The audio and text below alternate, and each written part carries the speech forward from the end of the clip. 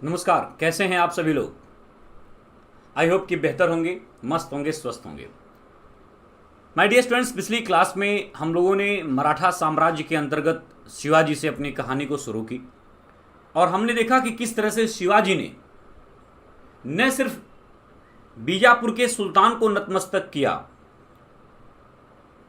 बल्कि उसके साथ ही साथ आप देखेंगे मुगल बादशाह औरंगजेब को भी नतमस्तक कर दिया।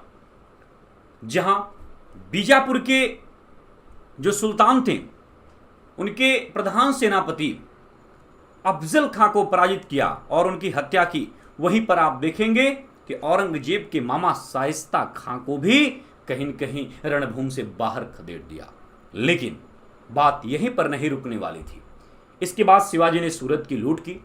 इससे औरंगजेब तिलमिला गया और अंततः औरंगजेब ने राजा जय सिंह के नेतृत्व में शिवाजी पर नियंत्रण स्थापित करने हेतु एक विशाल सेना भेजी। कहा जाता है कि राजा जय सिंह, जो कि औरंगजेब के दक्षिणी सूबेदार के रूप में कार्यरत होकर के यहां पर आए थे,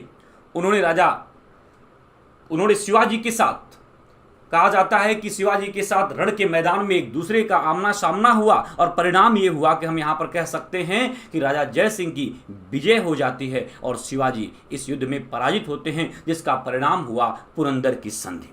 यह एक ऐतिहासिक संधि है और यहां से लगभग हर परीक्षा में प्रश्न बनता है। 22 जून 1665 ईस्वी का इतिहास पुरंदर की संधि के रूप में जाना जाता है। पुरंदर की संधि से शिवाजी को भारी नुकसान हुआ और इस संधि की जो प्रमुख शर्तें थी, उन शर्तों की अगर हम बात करें तो आप यहां पर पॉइंट आउट कर सकते हैं और कुछ एक बातों को आप लिखिए कि इस शर्त के अनुसार 23 किले शिवाजी ने मुगलों को दे दिए। 23 किले शिवाजी ने मुगलों को सौंप दिए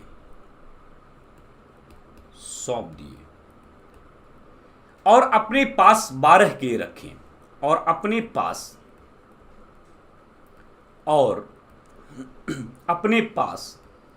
कितने किले? 12 किलों को रखा। 12 किले रखे, यानी कि 23 किले इन्होंने किसको दे दिया? मुगलों को। दूसरी जो सबसे महत्वपूर्ण बात है, शर्त की जो दूसरी प्रमुख शर्त है वह यह है कि बीजापुर के सुल्तान के विरुद्ध जब कभी भी औरंगजेब अभियान करेगा तो उस अभियान में शिवाजी मुगल सेना का साथ देंगे। यानी कि औरंगजेब से आप देखेंगे कि मतलब बीजापुर के सुल्तान के विरुद्ध जब कभी भी मुगल सेना जो है आगे बढ़ेगी तो उसमें किसका साथ देंगे? जो है मुगल सेना का साथ देंगे। तो मुगल सेना या मुगलों को सैनिक सहायता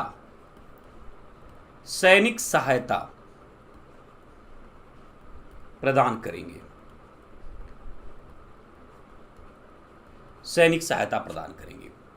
इसके जो प्रमुख शर्त थे ये महत्वपूर्ण हैं और कई बार परीक्षा में पूछा जाता है।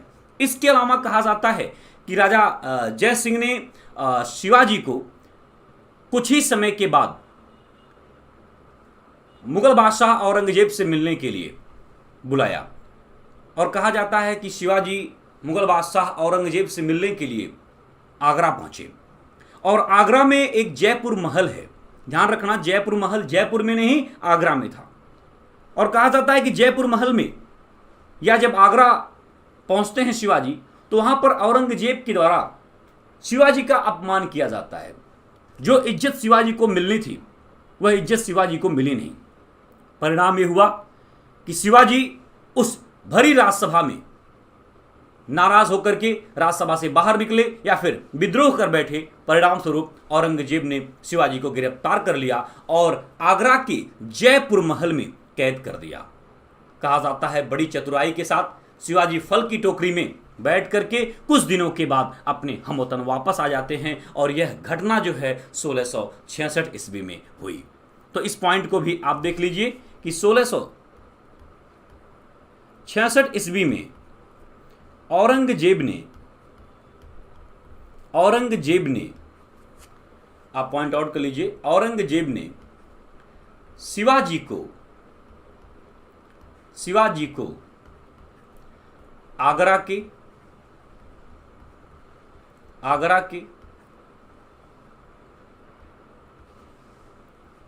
जयपुर महल में रखा, या आगरा के जयपुर महल में कैद कर लिया। हालांकि शिवाजी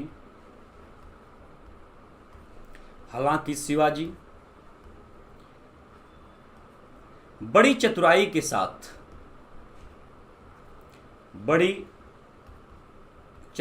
साथ बच निकले। तो कई बार ये प्रश्न बनता है, बट आपको यहां पर ध्यान देना है कि जो जयपुर महल है ये आगरा में है, और यहीं पर 1666 ईस्वी को आप देखेंगे कि औरंगजेब शिवाजी को कैद करेगा। इसके अलावा और भी कई सारी महत्वपूर्ण बातें हैं। अंततः औरंगजेब जब शिवाजी को नतमस्तक नहीं कर पाया तो शिवाजी से समझौता कर लेना ही ज़्यादा उचित समझा, और अंततः औरंगजेब शिवाजी से समझौता ही कर लेता है, और जिसका परिणाम होता है कि औरंगजेब शिवाजी को जो है राजा की उपाधि प्रदान करता है। यह वही औरंगजेब है जो शिवाजी को पहाड़ी चूहा कह के बुलाता है। तो ध्यान रखना है, शिवाजी को राजा की उपाधि कौन देता है? औरंगजेब। शिवाजी को राजा की उपाधि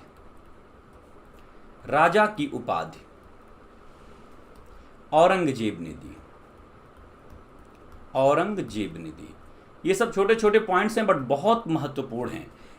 कहा जाता है कि आगे और भी कई सारी महत्वपूर्ण बातें हैं जिस पर हम लोग परिचर्चा करेंगे। कहा जाता है कि शिवाजी ने जो है 1670 ईस्वी में सूरत को दूसरी बार लूटा था। तो कुछ फैक्ट हैं, इसको पॉइंट आउट कर लीजिए, उसके बाद हम अगले कॉन्सेप्ट की तरफ चलते हैं। 1670 ईस्वी में शिवाजी ने सूरत को दूसरी बार लूटा। यह भी प्रश्न कई बार परीक्षा में बनता है। अगला पॉइंट, 1672 ईस्वी में तीसरी बार सूरत को लूटा। तीसरी बार सूरत को लूटा।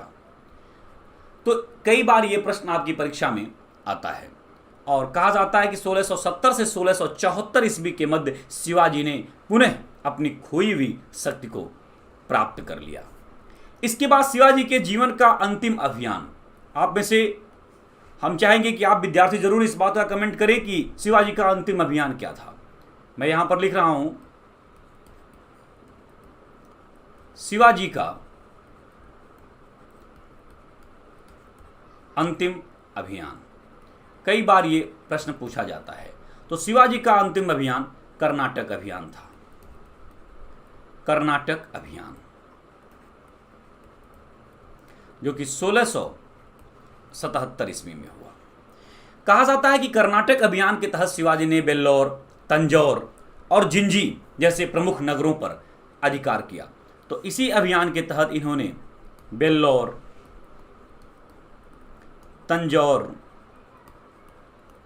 और जिंजी जैसे नगरों पर इन्होंने पुनः अधिकार कर लिया। जिंजी को 1678 ईस्वी में इन्होंने जीता था। तो ध्यान रखना है, 1677 में कर्नाटक अभियान किया, और इसी क्रम में 1678 ईस्वी में इन्होंने क्या किया था? जिंजी को जीता था, जो कि कई बार आपकी परीक्षा में प्रश्न बना है। कहा जाता है कि शिवाजी ने जो है सीधियों पर अधिकार नहीं कर पाया, लेकिन नौसेना का निर्माण शिवाजी ने किया था, और शिवाजी के नौसैनिकों के बारे में काफ़ी तारीफ की जाती है, और एक मजबूत नौसेना के रूप में उनके सैनिकों को देखा जा सकता है। वह दिन आ गया जो शिवाजी का अंतिम समय काल होता है। इतिहासकारों ने माना है कि 13 अप्रैल 1680 ईस्वी को ज्वर से पीड़ित होते हुए शिवाजी का इंतकाल हो गया। तो मृत्यु की अगर हम बात करें तो 13 अप्रैल 1680 ईस्वी में मृत्यु हुई। अब एक बार प्रश्न आता है कि जब इनकी मृत्यु हुई तब इनकी कौन सी पत्नी सती हो गई थी? तो पुतली बाई शिवाजी की कई पत्नियां थीं, उनमें इनकी पत्नी थी पुतली बाई। पुतली बाई यह सती हो गई थी। तो कई बार यह प्रश्न आपकी परीक्षा में बना हुआ है और जिसको आपको समझना है। आइए अब हम बात करते हैं शिवाजी के प्रशासन की। शिवाजी का प्रशासन, शिवाजी का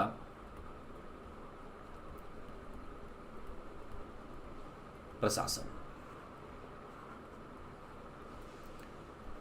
शिवाजी के प्रशासन पर हम चर्चा करेंगे, जो इंपॉर्टेंट है परीक्षा के दृष्टिकोण से। हम उन्हीं बिंदुओं पर बात करेंगे। कहा जाता है कि शिवाजी का प्रशासन अष्टप्रधान यानी कि 8 मंत्रियों के सहयोग से चलता था, जिसमें शिवाजी श्रेष्ठ थे। शिवाजी के अधीन 8 मंत्री होते थे, अलग अलग विभागों के कर्ता धर्ता होते थे, जो शिवाजी को अपने विभाग से संबंधित बातों को उनके समक्ष रखते थे। हालांकि अंतिम निर्णय शिवाजी का ही माना जाता था, इस बात को भी ध्यान रखना है। लेकिन प्रशासन की सुविधा के दृष्टिकोण से शिवाजी ने 8 विभाग बनाए और 8 उनके प्रधानमंत्री बनते हैं। एक तरीके से आप कह सकते हैं, प्रधानमंत्री शब्द नहीं प्रयोग करेंगे, 8 मंत्री उनके बनते हैं, जिनको अष्ट प्रधान के रूप में जाना जाता है। अब शिवाजी के प्रशासन में जो अष्ट प्रधान थे, आइए उनके बारे में हम पॉइंट आउट कर लेते हैं। पहले आप यहां पर लिखिएगा कि शिवाजी का प्रशासन अष्ट प्रधान यानी कि 8 मंत्रियों की एक परिषद द्वारा चलाया जाता था। शिवाजी का प्रशासन अष्टप्रधान यानी कि 8 मंत्री, अष्टप्रधान नामक मंत्री परिषद, मंत्री परिषद की सहायता से चलाया जाता था,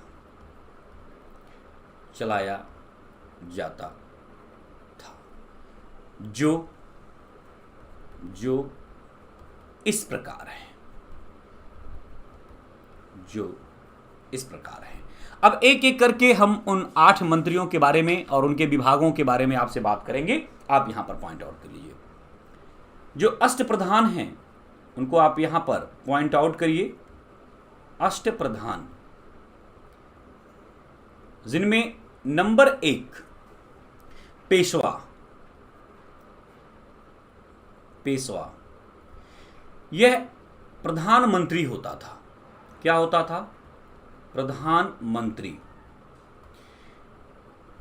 कहा जाता है कि यह राजा का प्रधानमंत्री होता था और इसका कार्य संपूर्ण राज्य की देखभाल करना था। ठीक है, सरकारी पत्रों, दस्तावेजों सबकी देखभाल करना था और यह शिवाजी के अष्ट प्रधान में सबसे प्रमुख माना जाता था। नंबर 2 आप पॉइंट आउट करिए, अमात्य। अमात्य को पंत या फिर मजूमदार के नाम से भी जाना जाता था, मजूमदार। और अमात्य का जो विभाग है वित्त एवं राजस्व मंत्री के रूप में जाना जाता है। तो वित्त एवं राजस्व मंत्री, तो वित्त एवं राजस्व मंत्री यानी हम अमात्य कहते हैं, इन्हीं को पंत भी कहते हैं और इन्हीं को मजूमदार भी कहते हैं। क्रम के तीसरे पायदान पर वाकिया नवीस, यह भी मंत्री होता था और कहा जाता था कि राजा एवं दरबार के दैनिक कार्यों की देखभाल करना, ठीक है, इसका मुख्य कार्य था। और वर्तमान में यह गृह मंत्री जो है, गृह मंत्री उस पद पर कार्यरत था। चौथे नंबर पर आप लिखिएगा सुमंत। सुमंत को दबीर भी कहा जाता था, दबीर। और इनका विभाग था विदेश विभाग, विदेश मंत्रालय वर्तमान समय में अगर देखा जाए। 5वें नंबर पर आप देखेंगे चिटनिस। ये सब आपको याद करना होगा। चिटनिस, चिटनिस को सचिव भी कहते थे और इन्हीं को सुरुनवीस भी कहा जाता था, सुरुनवीस। और इनका कार्य पत्राचार विभाग था, पत्राचार विभाग। ये राजकीय पत्र व्यवहार करते थे। इसी क्रम में छठे नंबर पर आप देखेंगे तो सेनापति, सेनापति, सेनापति को सर ए नौबत कहा जाता था, सर ए नौबत, सर ए नौबत। और सेनापति का कार्य आपको पता ही है, सेना का प्रमुख। सातवें नंबर पर पंडित राव, पंडित राव जो धार्मिक मामले की बात करते थे, धार्मिक मामलों में, धार्मिक मामलों से संबंधित विषय वस्तु पर चर्चा। और आठवें नंबर पर आप लिखिएगा न्यायाधीश, न्यायाधीश, यह मुख्य न्यायाधीश होता था, मुख्य न्यायाधीश होता था। तो शिवाजी की ये अष्ट प्रधान थे, ठीक है। और शिवाजी के प्रशासन में इनकी महत्वपूर्ण भूमिका थी। तो सबसे प्रमुख पेशवा था, इस बात को आपको ध्यान देना है। लेकिन इन सभी के निर्णय जो होते थे, उस निर्णय को अंतिम रूप से शिवाजी के द्वारा सहमति जरूरी होती थी। तो इसीलिए ये स्वतंत्र नहीं थे, ध्यान रखना है। सर्वे सर्वा और मुख्य रूप से आप देखेंगे तो शिवाजी ही थे। तो अष्ट प्रधान से कई बार आपकी परीक्षा में प्रश्न बनता है और यहां आप इस चीज को जो है विशेष रूप से जानेंगे। कहा जाता है कि एक महत्वपूर्ण पॉइंट आप यहां पर नोट कर लीजिए, नोट। अगर युद्ध की बात होती थी तो पंडित राव और न्यायाधीश, इन दोनों को छोड़ करके युद्ध में बाकी सभी जो इनके अष्ट प्रधान हैं वह पार्टिसिपेट करते थे, भाग लेते थे। लेकिन पंडित राव और न्यायाधीश यह युद्ध में जो है भाग नहीं लेता था। और कई बार ये प्रश्न आपकी परीक्षा में बना हुआ है कि पंडित राव और न्यायाधीश यह युद्ध में भाग नहीं लेते थे। तो इस बात को आप यहां पर लिख लीजिए, पंडित राव व न्यायाधीश युद्ध में भाग नहीं लेते थे, नहीं लेते थे। कई बार ये प्रश्न आपकी परीक्षा में बना हुआ है। अब हम बात करेंगे शिवाजी के प्रशासन की। शिवाजी के प्रशासन में प्रांतीय प्रशासन, प्रांतीय प्रशासन, प्रांतीय प्रशासन। तो शिवाजी का जो राज्य था वह 4 प्रांतों में बटा हुआ था। कितने प्रांतों में? 4 प्रांतों में। तो मैं यहां पर इस तरह से पॉइंट आउट करूंगा ताकि आप इसको समझ जाइए। ये नॉर्थ, साउथ, एक तरीके से आप ये ईस्ट वेस्ट, बट यहां पर आप देखिएगा कि ये उत्तरी प्रांत जो इनका था, उत्तरी प्रांत इसको बोलते हैं, उत्तरी प्रांत। इसके बाद ये जो कि इनका दक्षिण का ही क्षेत्र था, तो ये वाला जो एरिया था यहां पर आ जाएगा और ये दक्षिण पूर्वी प्रांत होगा। और ठीक आप यहां पर देखेंगे कि ये जो सेक्शन है ये दक्षिण पश्चिमी प्रांत होगा, दक्षिण पश्चिमी प्रांत। और नीचे का जो होगा ये दक्षिणी प्रांत होगा, दक्षिणी प्रांत। तो इस तरह से 4 प्रांत थे। और कहा जाता है कि बंबई के उत्तर में जो क्षेत्र था, यानी कि सूरत वगैरह, यह उत्तरी प्रांत में आता था। तो आप देखेंगे कि सूरत, इसके साथ ही साथ और भी कई सारे थे, पूना, ये सब आप देखेंगे उत्तरी प्रांत में आते थे। दक्षिणी पश्चिमी प्रांत की हम बात करें तो आप देखेंगे कि जो है कोंकण, दक्षिणी कोंकण जो प्रदेश था, दक्षिणी कोंकण प्रदेश, दक्षिणी पश्चिमी प्रांत में, दक्षिणी कोंकण का जो क्षेत्र था वह दक्षिणी पश्चिमी प्रांत में आता था। दक्षिणी पूर्वी प्रांत के अंतर्गत आप देखेंगे सतारा, कोल्हापुर, सतारा, कोल्हापुर, ये सब आते थे। और दक्षिणी प्रांत की अगर हम बात करें तो आप यहाँ पर देखेंगे जिंजी और उसके आसपास के क्षेत्र आते थे। तो यहाँ पर खैर वैसे तो आपको इतना ज़्यादा नहीं समझना है, बट आपको इतना ही जानना है कि इनका जो प्रांतीय प्रशासन था वह संपूर्ण राज्य 4 प्रांतों में विभाजित था। उत्तरी प्रांत, दक्षिणी पूर्वी प्रांत, दक्षिणी प्रांत और दक्षिणी पश्चिमी प्रांत। तो यहाँ पर आप इस चीज़ को देखेंगे।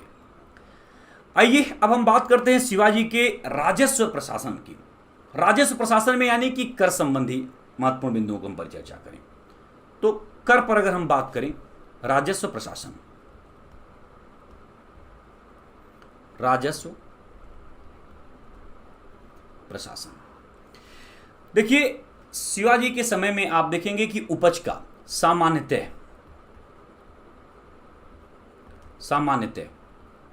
उपज का 33% भाग कर के रूप में लिया जाता था। कर के रूप में लिया जाता था। किंतु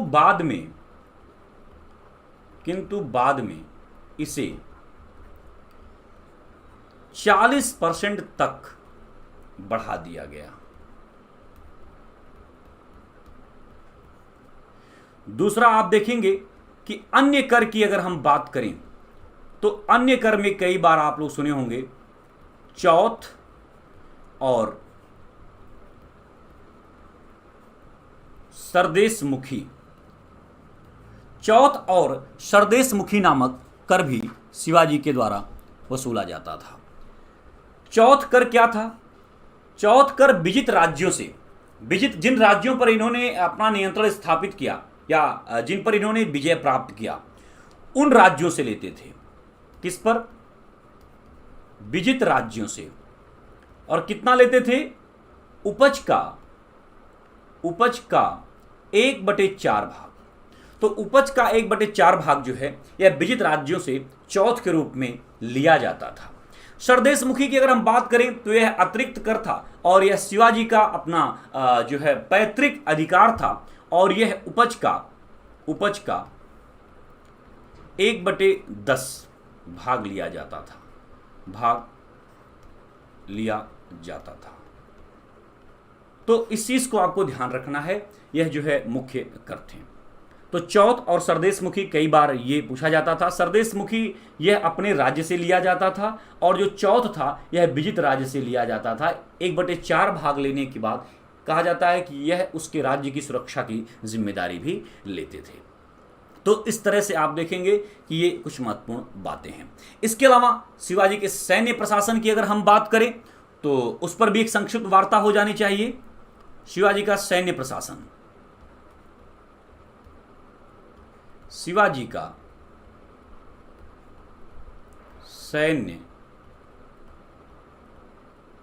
प्रशासन, शिवाजी के सैन्य प्रशासन की बात करें तो आप देखेंगे कि जो है शिवाजी ने लगभग 280 किलों को अपने नियंत्रण में लिया था।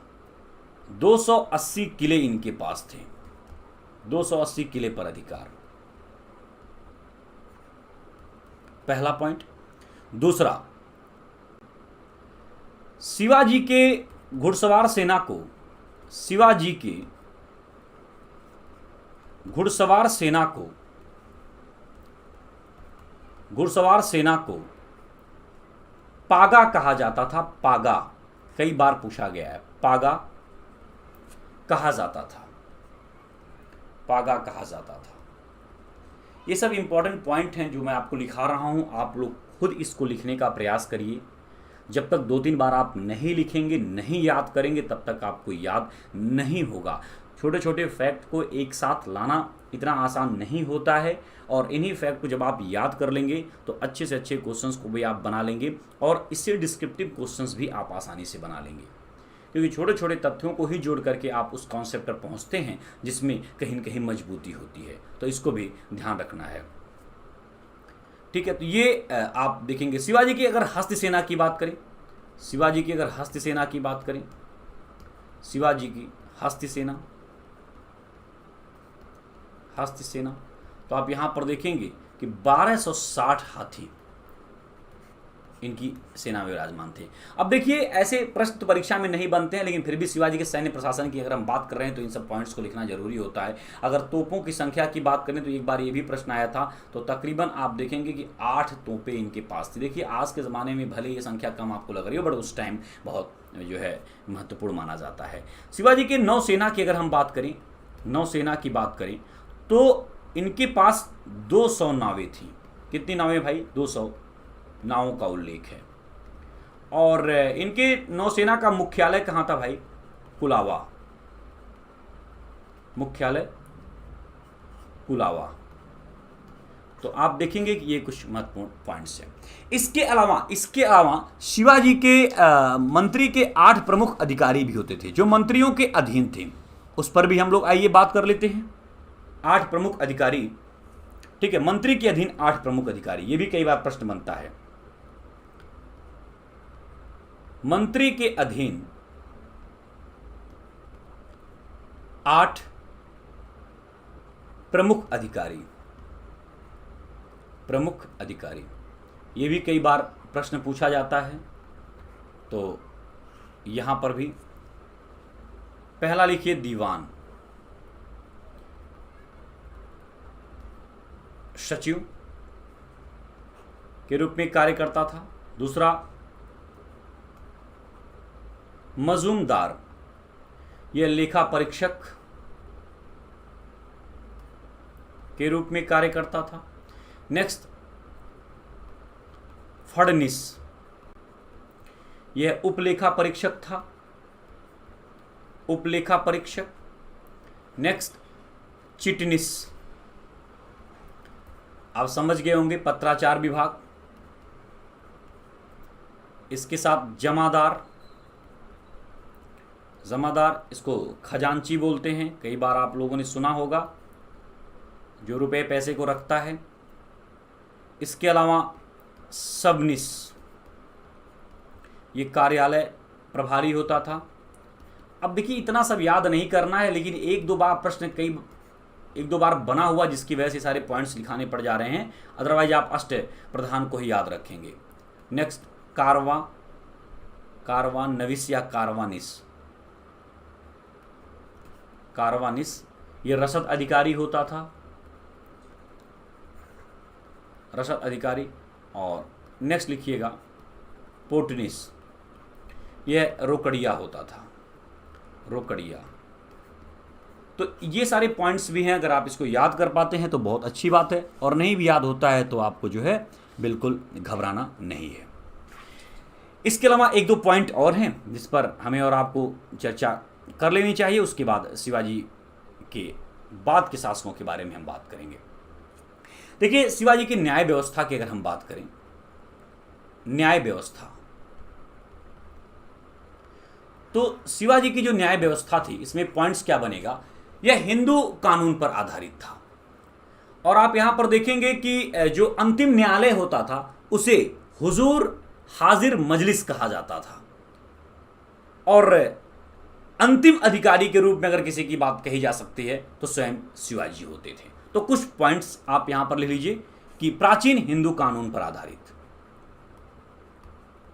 प्राचीन हिंदू कानून पर आधारित, पहला पॉइंट। दूसरा पॉइंट, अंतिम न्यायालय को क्या कहा जाता था,